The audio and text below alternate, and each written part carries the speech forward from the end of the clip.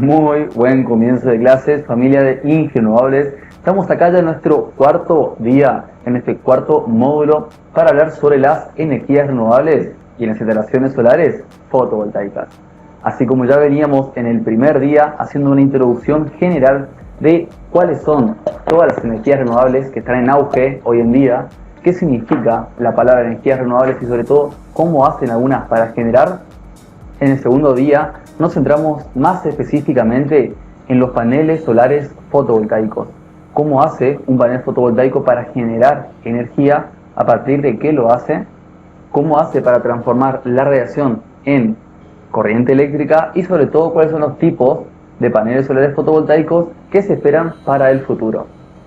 En la clase número 3, tan solo ayer vimos los demás dispositivos que hacen falta en una instalación solar fotovoltaica para que se pueda transformar la energía que proviene del panel en energía adecuada para que se ocupe en los electrodomésticos.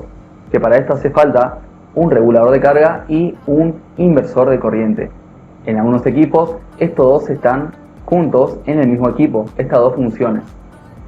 Pero hoy nos vamos a centrar en una de las partes más importantes que tienen las energías renovables. Así como dijimos en la primera clase, las energías renovables son una forma de poder generar energía útil a partir de un recurso natural que pueda ser renovable. Pero ahora bien, la pregunta es, ¿cómo se hace eso si un recurso natural no siempre está disponible? Es decir, podemos plantar un molino de viento, un aerogenerador, para que genere con el viento que circula por ahí. Como también podemos tener un panel solar que genere con la radiación solar. Como también podemos tener una planta de energía hidráulica para que genere con el flujo de corrientes de agua. Pero no siempre se va a tener el mismo caudal de agua para que genere por centrales hidráulicas. No siempre se va a tener la misma radiación solar en todo el año o en todo el día. Y tampoco las corrientes de aire van a ser uniformes en todo el día o en todo el año para mi aerogenerador. Seguramente va a haber momentos en los cuales el recurso natural va a estar más disponible, es decir, va a haber mayor cantidad de ese recurso para aprovechar o mayor calidad, es decir, ese recurso se va a presentar en mayor calidad para ser aprovechable, y va a haber momentos en los cuales ese recurso prácticamente va a ser escaso. Entonces, justamente para evitar digamos, que se genere un desbalance tan brusco y sobre todo, que se pueda entregar de la forma más estable la energía a la carga, es que justamente es importante, sobre todo cuando hablamos de las energías renovables, hablar sobre almacenamiento de energía. Y eso justamente es de lo que vamos a hablar en la clase de hoy. Es muy común pensar que de almacenamiento de energía uno inmediatamente piensa en baterías, que si bien sí es una forma de almacenar energía, pero no es la única. Y hoy vamos a ver todas las formas que tenemos de almacenar energía eléctrica que nos interesan muchísimo cuando hablamos de las energías renovables. Para ir comenzando, vamos a definir y poner en un mismo gráfico todas las formas que tenemos de almacenar energía y sobre todo cuál es la comparativa entre todas estas formas. Tenemos en el eje de las abscisas la energía específica, es decir, cuánta energía es capaz de almacenar en un kilogramo de masa.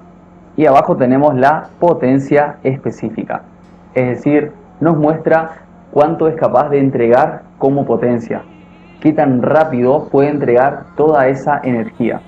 Y acá podemos ver diferentes formas de almacenamiento que en toda esta clase vamos a detallarnos un poco, pero también vamos a ver cuáles son aquellas que más nos suenan. Por ejemplo, lo que son las baterías. La típica batería de plomo ácido se encuentra justamente por acá. Batería de plomo ácido. Podemos ver que, según este gráfico, puede almacenar una buena cantidad de energía, pero no es capaz de entregarla de forma tan rápida. O si lo hace, su vida útil podría disminuir. A diferencia de, por ejemplo, las baterías de litio que se encuentran acá, también pueden almacenar un poquito más de energía, comparando, digamos, baterías de misma capacidad, o sea, de mismas condiciones, y también puede descargarse con mayor velocidad respecto a la de plomo ácido sin que ésta se pueda dañar. Pero también tenemos otras formas de almacenar energía que también lo vamos a ver ahora, como por ejemplo los supercapacitores, que tienen la capacidad justamente de almacenar una gran fuente de energía y también de entregarla en un corto tiempo.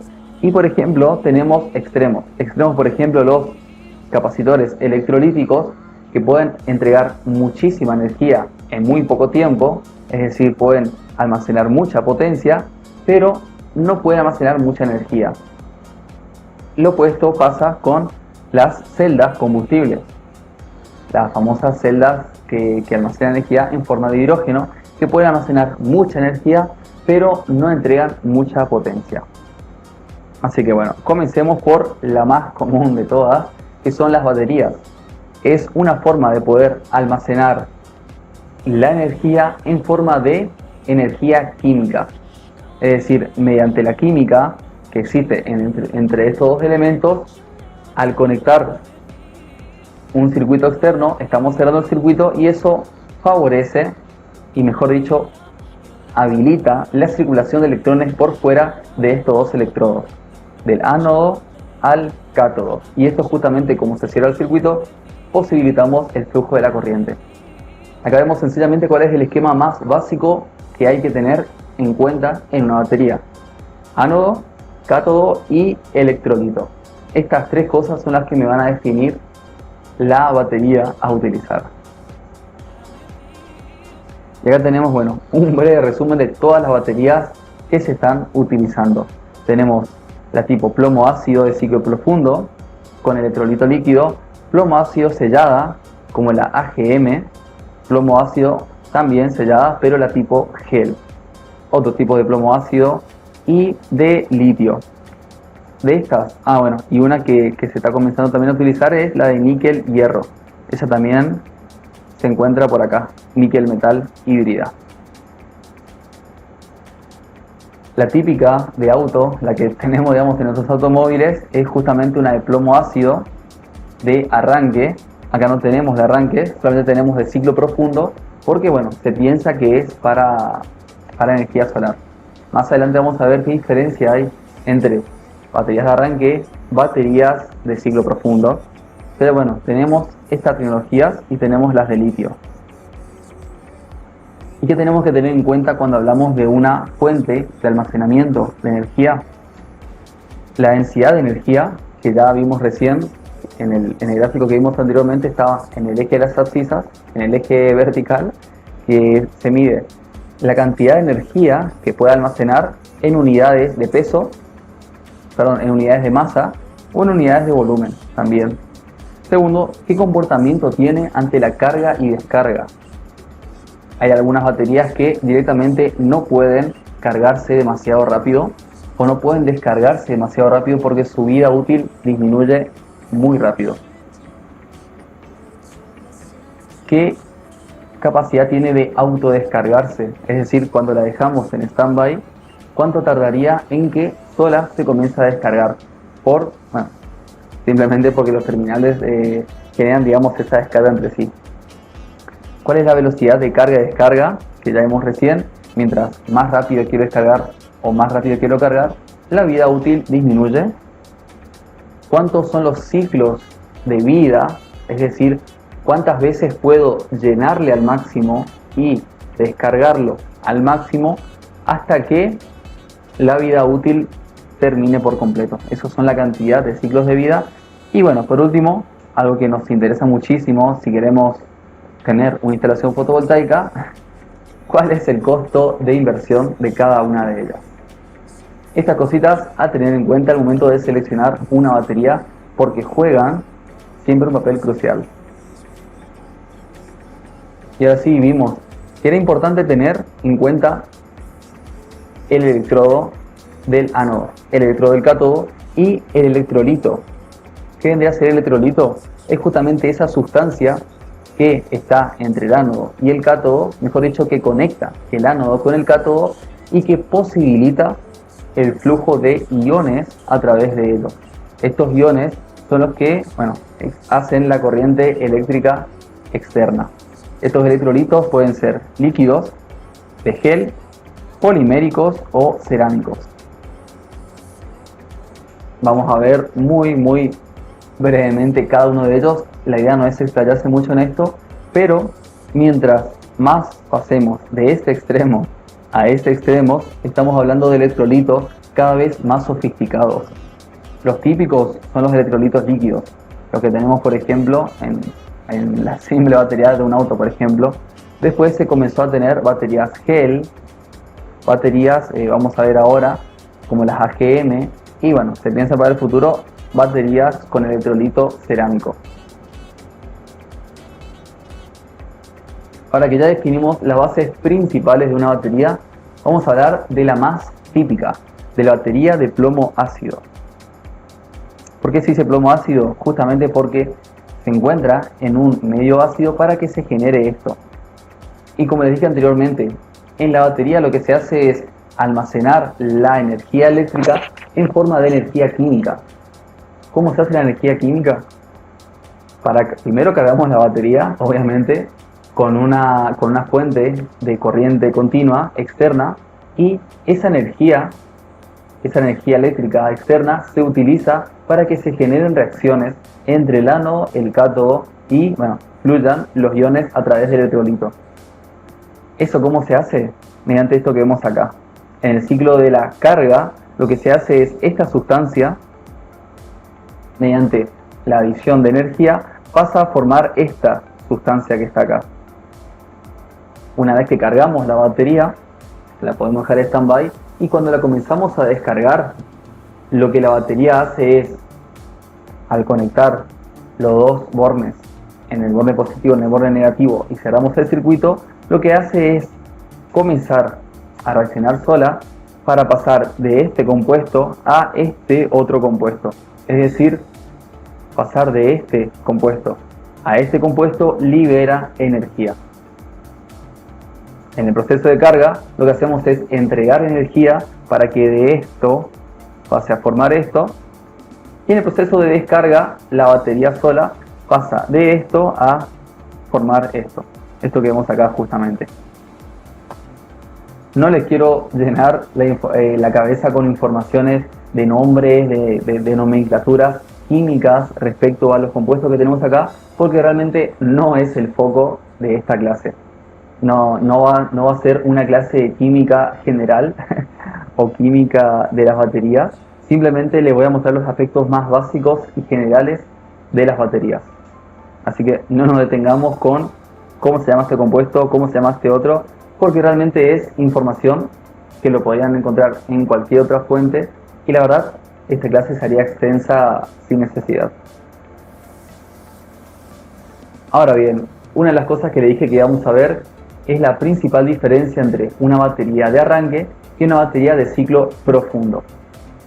Para hablar un poco más en idioma que nos podamos entender, las baterías de arranque son justamente la batería que utilizamos en nuestros automóviles o en cualquier móvil. ¿Por qué? Porque lo que hacemos es entregarle una gran cantidad de potencia a lo que es el burro de arranque, justamente para que comience a mover el motor. Y esta energía que se tiene que entregar muchísima cantidad de energía en muy poco tiempo. Por eso justamente las baterías tienen que estar preparadas para entregar mucha potencia. Como tienen que entregar mucha potencia, esta es la configuración que tienen las placas dentro de la batería. Estas son las placas de una batería de arranque. ¿Y por qué luce así? Porque acá, en la parte de la punta, se encuentra el terminal que justamente, el terminal de salida, el terminal eléctrico. Y todo esto, fíjense que la rejilla está armada de forma radial hacia acá, justamente para que la energía pueda evacuarse lo más rápido posible por este borne. A diferencia de, por ejemplo, una batería solar o una batería normal, que almacena energía de cualquier energía renovable, fíjense que la rejilla tiene pequeñas ranuras completamente iguales entre sí. ¿Por qué? Porque la energía básicamente no tiene que evacuarse de forma rápida, entonces simplemente es ordinario el arreglo. Así que acá vemos una de las principales diferencias entre las baterías de arranque y las baterías de ciclo profundo. Una está preparada estructuralmente para que pueda evacuar más rápido su energía, respecto a la otra que no. Además, bueno, como dice acá, las placas de las que son de ciclo profundo, son más gruesas respecto a esta que son un poco más finas. También por lo mismo. Y bueno, acá vemos una de las principales baterías que hoy se están utilizando más en el mercado como almacenamiento de energías, sobre todo para las energías renovables. Primero, las inundadas, es decir, las que tienen electrolito líquido. Por lo general, bueno, estas son las que exigen mantenimiento. Las que son de gel. ¿Qué significa que sea de gel? Que el electrolito está en estado de gel. Y luego tenemos las que son un poquito más avanzadas en tecnología, que son las AGM. ¿Qué significa AGM? Siempre hace referencia, por lo general, el nombre de la batería al electrolito. Por eso las celdas inundadas o las celdas líquidas, de plomo ácido líquido, se refiere a que el electrolito es líquido. Las celdas de gel, lo mismo, hace referencia a que, en este caso el electrolito está en forma de gel, y las AGM dice Absorbed Glass Material. Lo que dice es que el electrolito está embebido dentro de fibras de vidrio, creando una batería hermética para que no se pueda derramar. Básicamente no está en un estado líquido, no está en un estado un poquito más sólido como las baterías gel, sino que está directamente embebida en un sólido, está embebida en fibras de vidrio. Por eso es AGM. No está suelto, sino que está embebido con fibras de vidrio, lo cual le da propiedades mucho superiores a las tipo gel.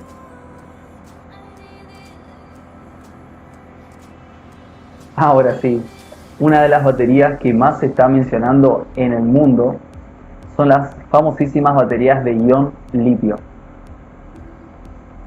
Al igual que las baterías de plomo ácido, lo que hacen la carga y la descarga es que cambian la composición que existe entre el electrodo del ánodo y el cátodo, y que exista un flujo de iones en el electrolito. Lo mismo pasa cuando hablamos de las baterías de ion litio.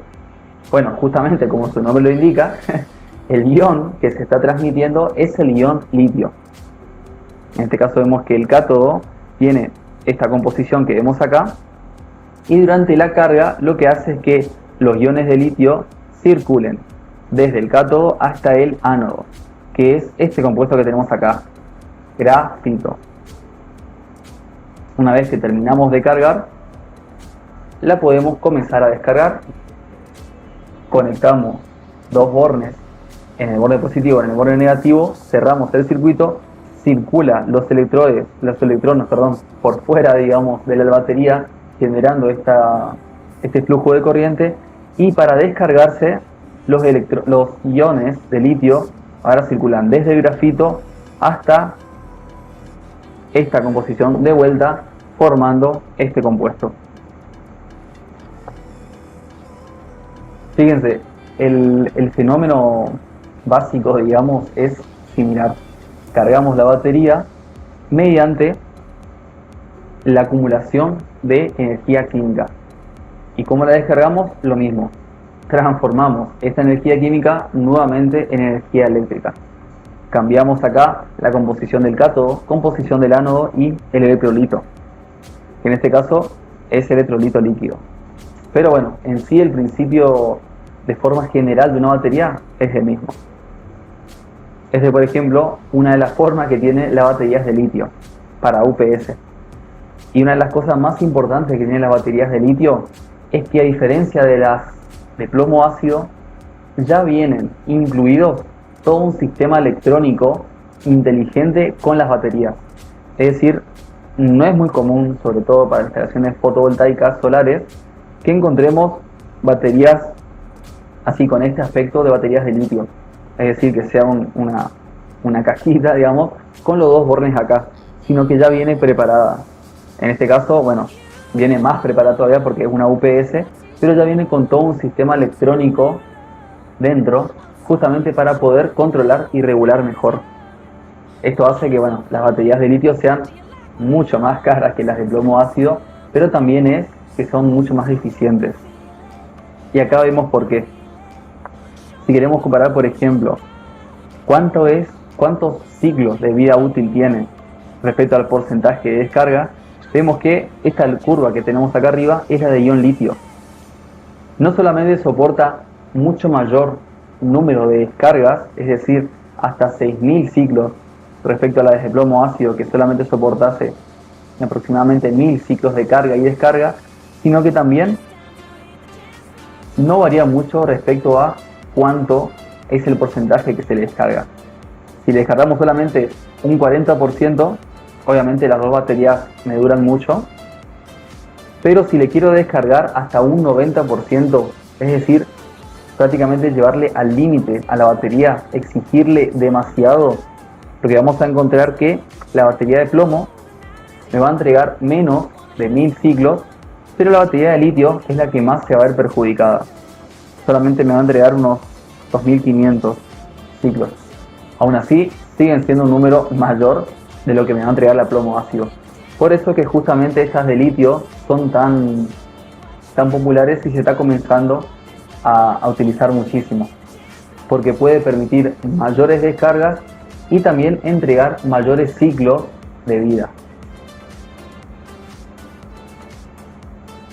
Pero ahora, dejando de hablar un poquito de las baterías, como dije al comienzo de la clase, vamos a hablar de todas las formas que tenemos de almacenar energía.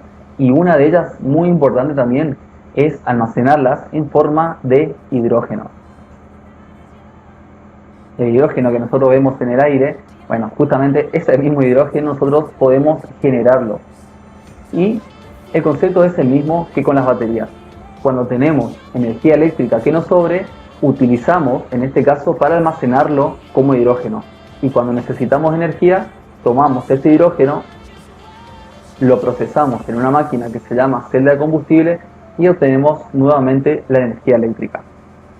Acá vemos, por ejemplo, el potencial que tiene el hidrógeno respecto a, por ejemplo, el gas natural, el gas licuado o algunos combustibles líquidos. Pero obviamente estamos haciendo acá una comparativa respecto a la energía que puede aportar el hidrógeno si es que se lo utiliza como un combustible.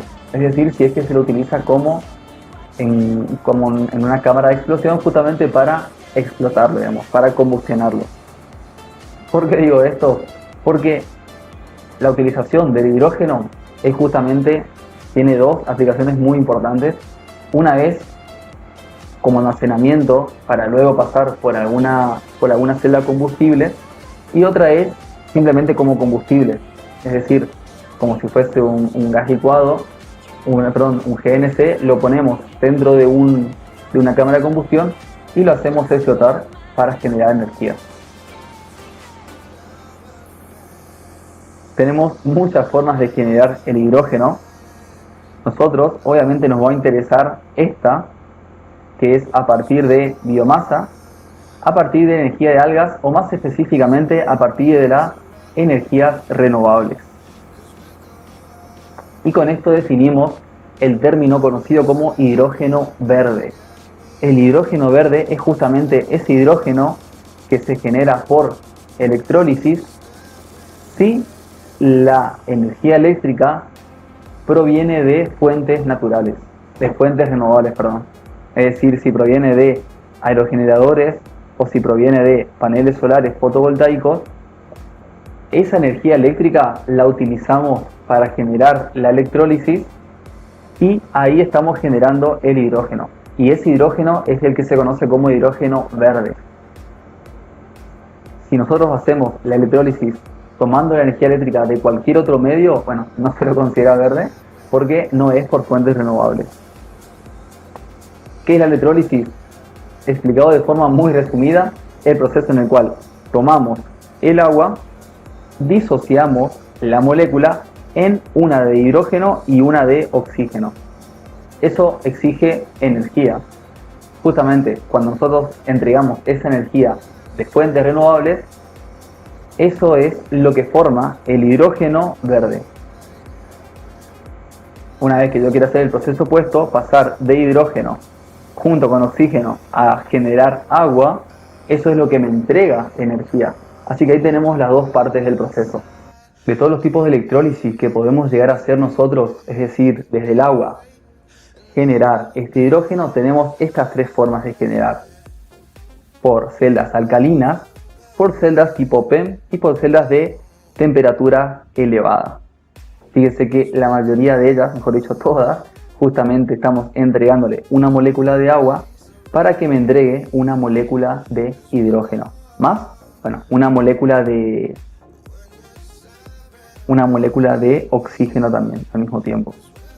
Y todas, bueno, van a exigir obviamente temperatura. Esto es solamente para mostrar que ya se está avanzando en diferentes formas de poder hacer la electrólisis. No nos quedamos solamente con una celda.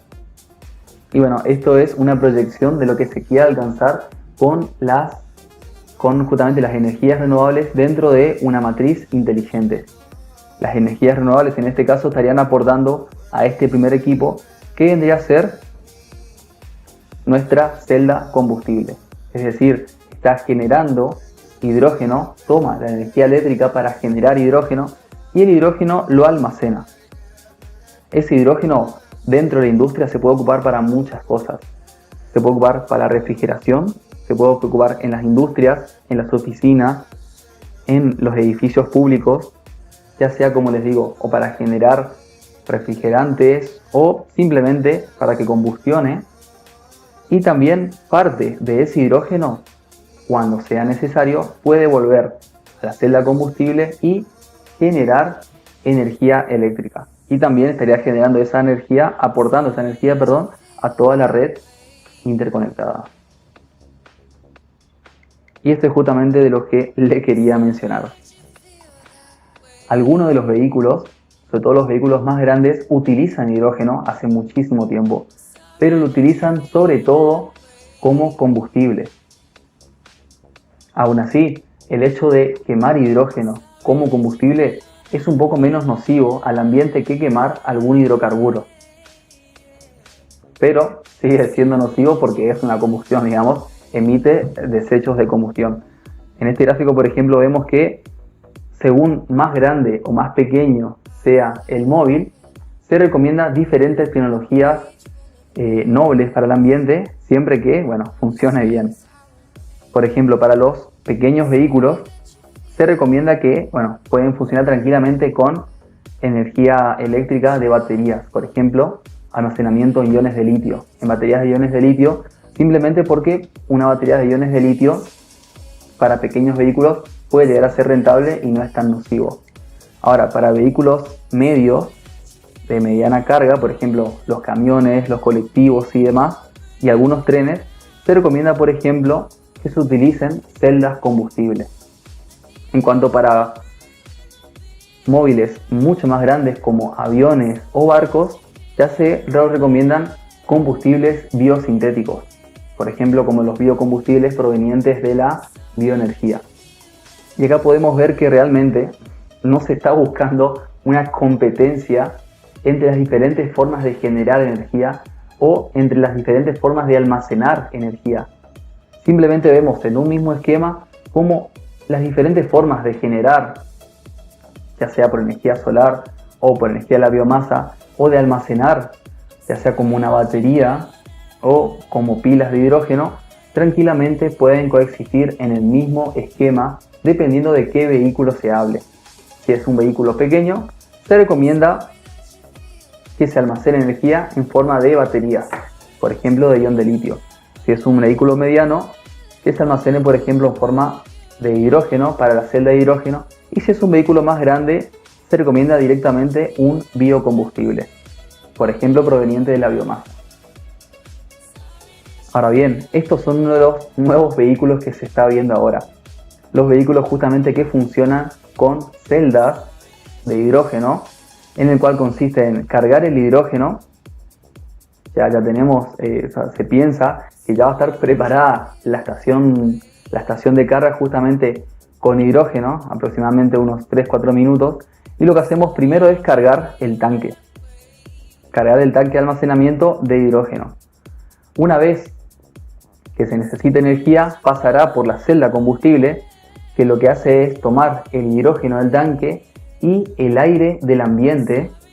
¿Por qué? Porque en el aire del ambiente se encuentra el oxígeno. Entonces tomamos el hidrógeno, tomamos el oxígeno y eso me genera, como muestra acá, electricidad. Y esa electricidad es lo que mueve mi motor eléctrico. Entonces, ¿qué tenemos acá? Tenemos un auto eléctrico. Pero, a diferencia de los autos convencionales, este auto eléctrico no está almacenando su energía en baterías de litio o en baterías de alguna forma, sino que está almacenando su energía en hidrógeno. El hidrógeno luego pasa por la pila combustible y me genera energía eléctrica para mi motor.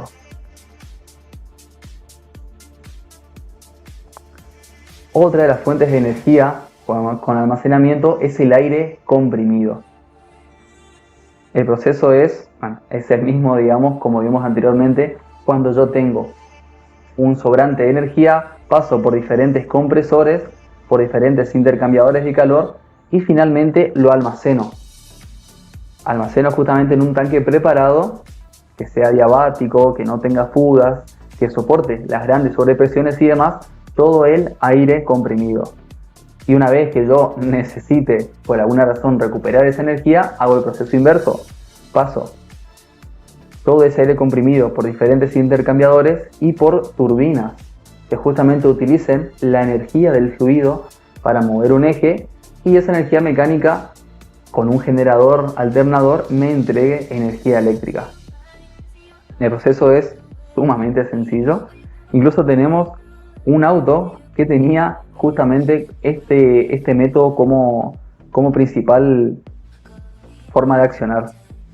Tal como cargamos de hidrógeno el auto anterior, en este caso se cargaba este prototipo que se llamaba CAT, Mini CAT, con aire comprimido justamente. Y el proceso era el mismo. Lo cargábamos en tanque justamente de aire comprimido y eso es lo que utilizábamos después para mover el motor y que funcione, que pueda tener la locomoción este auto. Siguiente método de almacenamiento de energía son los volantes de inercia. A diferencia de todo lo que vimos anteriormente, acá no tenemos un intercambio no estamos almacenando en forma de energía química, sino que es pura y netamente almacenamiento en forma de energía mecánica. Cuando tenemos la energía sobrante, comenzamos a girar esta rueda de inercia y simplemente cuando ya no tenemos que entregar energía y necesitamos ocuparla, dejamos libre, la rueda comienza a girar y utilizamos eso para entregar energía a un generador. Siguientes son los supercapacitores, que tienen justamente una capacidad mayor a los ordinarios, y conectando varios de forma consecutiva entre ellos, podemos almacenar grandes cantidades de energía y sobre todo energía que me pueda entregar en muy poco tiempo, es decir, que me pueda entregar altas potencias. Y ya para ir terminando, las hidroeléctricas de embalse. Sabemos que las hidroeléctricas, hay diferentes tipos de hidroeléctricas simplemente de flujo, que toma el caudal continuo que ya está viniendo de flujo, colocándose en medio de ese caudal, interrumpiendo ese caudal, y genera siempre que el flujo circula a través de él. Pero también existen otras clases de hidroeléctricas que lo que hace es necesariamente generar todo un embalse a través del río, a través del caudal. Por ejemplo, la famosa central de embalse de Yacyretá, que tiene justamente toda su represa. Hay algunas represas que lo que hacen es poder bombear el agua desde abajo, digamos, desde el nivel más bajo que tiene de agua hasta el nivel de arriba. Es decir, las turbinas no solamente son turbinas, sino también pueden funcionar como bombas. Cuando el nivel sea el adecuado, podemos dejar que el agua caiga por acá, por todo el canal, pase por las turbinas y luego baje al nivel más bajo y sí a su caudal. De esa forma estaría generando energía. Pero por ejemplo, cuando la energía me sobre, lo que puedo hacer es entregarle energía. En ese caso, mi generador eléctrico ya no sería generador, sino sería un motor eléctrico. Y la energía que me genera mi motor le estoy entregando a los álabes, pero ahora va a funcionar como si fuese una bomba. Entonces va a estar bombeando desde la parte de abajo del río el agua nuevamente hasta arriba. En este caso, ¿qué estoy haciendo? Estoy almacenando energía en forma de energía potencial del agua. Y ya para ir cerrando, vemos en un gráfico comparativo las diferentes formas que tenemos de almacenar energía. Que vemos que la principal forma que tenemos de almacenar esa energía está en forma justamente de esta última que vimos, en centrales de bombeo, se le llama así, pumped storage, que vendría a ser justamente almacenamiento por bombeo. Más de 150 gigawatts de potencia instalada en este tipo de centrales, y de los cuales solamente un 6,4% son de la otra forma de poder almacenar energía. Un poco es por energía térmica, otro poco por energía electromecánica, como por ejemplo la que vimos recién de volantes de inercia. También puede entrar lo que es el aire comprimido y otro poco de lo que es la energía electroquímica, como las baterías. Y una parte de esa energía electroquímica estaría también el grupo de almacenamiento por celdas de hidrógeno, menos de 0,02 gigawatts de potencia instalada en celdas de hidrógeno. Esto nos demuestra que a pesar de que hay algunas tecnologías que son muy novedosas, que se recomiendan mucho en la nueva industria y que hay muchas innovaciones de por medio, por ejemplo las baterías de plomo ácido, AGM, GEL, las celdas combustibles, entre otras cosas, están todavía en desarrollo, y dentro de lo que es la consideración general de almacenamiento de energía, todavía no tienen una huella lo suficientemente importante como otras formas de almacenarlo que ya vienen hace mucho tiempo. Por ejemplo, bueno, acá podemos ver las centrales de almacenamiento por bombeo que ya vienen hace tiempo, digamos, generándose, porque es un proceso relativamente sencillo, tiene mucha potencia instalada. Y ahora bien, con esto estamos terminando esta cuarta clase. ¿Qué nos espera para mañana? Ahora que ya vimos la introducción a las energías renovables y sus diferentes tipos en la clase número 1, cómo genera un panel solar fotovoltaico en la clase 2 y las diferentes, lo que yo tengo que tener en cuenta cuando leo el datasheet, vimos también los diferentes equipos que integran una instalación como el regulador, inversor y protecciones en la clase número 3. Ahora vimos todas las formas que tenemos de almacenar energía eléctrica en esta clase 4. Mañana, en la clase 5, vamos a ver un dimensionamiento de un sistema solar fotovoltaico para una casa, para una vivienda. Que esto tranquilamente se puede extrapolar a toda una planta o toda una granja de generación. Totalmente, bueno, por eso tenemos el grafiquito acá. ¿Cómo podemos dimensionar paneles fotovoltaicos para una casa? ¿Qué tenemos que tener en cuenta? ¿Cuáles paneles selecciono? ¿Cómo conecto los paneles entre sí? ¿Qué protecciones tengo que tener en cuenta? ¿Cuáles son los equipos que tengo que considerar? Vamos a hacerlo para una instalación solar fotovoltaica, porque eso es lo que un consumidor residencial puede tranquilamente instalar, pero también vamos a ver algunos ejemplos de que se pueda extrapolar a otras formas de generar energía, como por ejemplo si ponemos un aerogenerador en nuestra casa. Y también vamos a ver cómo dimensionar con almacenamientos de energía, que mañana vamos a ver que bueno, lo vamos a ocupar para almacenamiento en forma de baterías, pero también se puede extrapolar a otras formas de almacenarlos como las que vimos hoy. Así que bueno, mañana los espero. Mañana los espero para terminar ya con esta quinta y última clase de este curso gratuito de las energías renovables e instalaciones solares fotovoltaicas.